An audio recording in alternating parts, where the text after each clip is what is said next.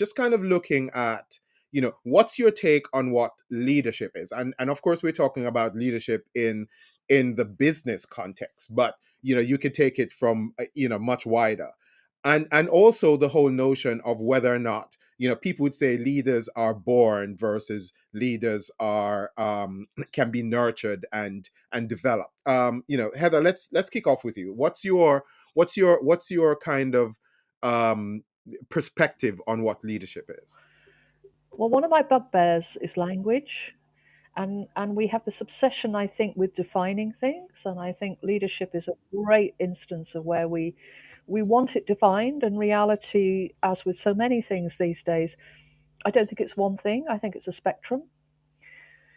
And I would distinguish between leadership roles, which are defined as you will lead this group of people or this set of activities, and the behaviors and activities of leaders.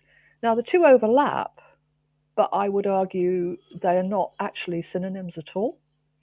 So for me, a leader can be somebody who just demonstrates a behavior or an activity which people choose to follow. So role models Mm-hmm. are a great instance. There are so many things where people see a role model at work and actually it can have huge influence. You look at women particularly, if you look at what works best in helping women come through the ranks into more senior places, more often than not, they will talk about role models, even though those may not be leaders per se, but role modeling as a leadership. That's totally different from a CEO, where you have a clearly defined leadership role. But I think what's interesting, and there's a great example in the company Hire, where as we start to work very differently in business, and Hire particularly is a real expert in working through autonomous teams, their CEO and chairman is absolutely convinced we need less management and more leaders. And those leaders are frequently informal. And really, I come back to my definition, which is really simple. Leadership is something that other people follow. And I think it really is as broad as that. All right, cool, brilliant. I like that. Different perspectives in terms of leadership. Yes, I can definitely see that. I was never the one to believe that leaders are born. I think leadership skills can be nurtured and can be learned along the way. Carl, let's hear your thoughts on this. Sure. So I would echo much of, or probably everything Heather just said. From my perspective, I would say if we talk about leadership, there are leaders and leadership. So from my perspective, it's about inspiration and achievement. So leaders, those are two of the hallmarks. Mm-hmm. So it's great to be inspiring, and then in a business context, if there's no outcome from that ultimately, then I would argue that the leader probably, if that's all they're brought in to do, great, but they probably haven't fully fulfilled the brief if they're not achieving something as a result of that. Okay. And to your point, I think in terms of nature, nurture, are leaders born or made? I think a bit of both. I do think some individuals can be born with certain characteristics that make them more predisposed towards leadership. However, I think much like Michelangelo had to chip away the bits of marble that were not Michael in his beautiful sculpture. We each of us are going through that process, and some of us have fewer or lesser rough edges to polish up along the way.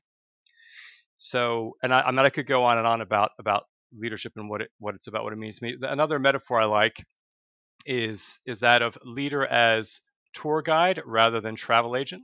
That comes from Mm. John Maxwell, right?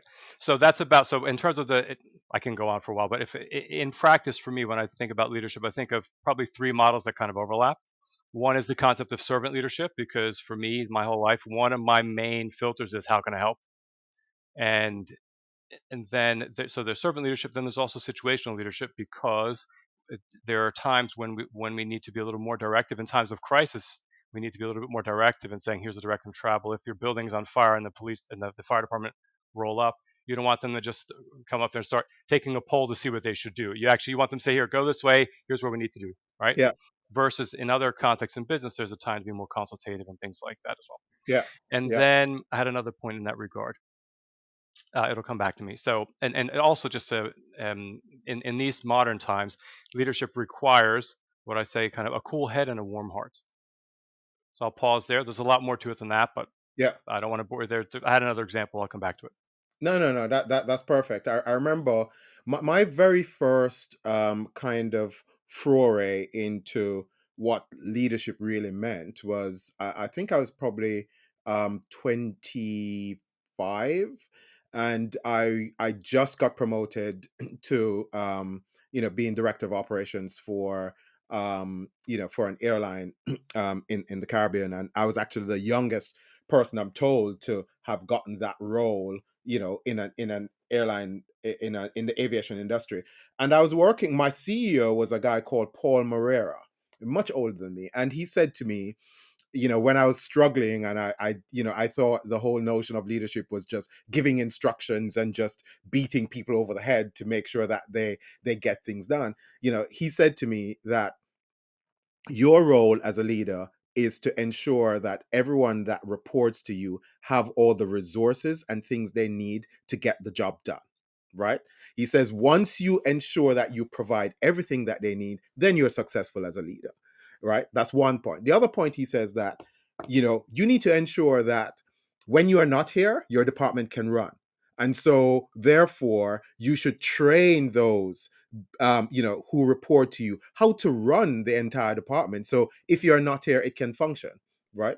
And so, that was something that I really took to heart. And, that has been my kind of the foundation for what I see leadership is, right? I just remember the third part of my response. So I talked about servant leadership, kind of the core for me. Situational leadership, where are we on the spectrum, and how do we engage with each individual as an individual, and how do we deal with the circumstance? And then third is transformational leadership, which is ultimately for me, one aspect of leadership is about helping individuals, organizations, and society achieve on their way to achieve more of their full potential. So that self-actualization element for me is really important.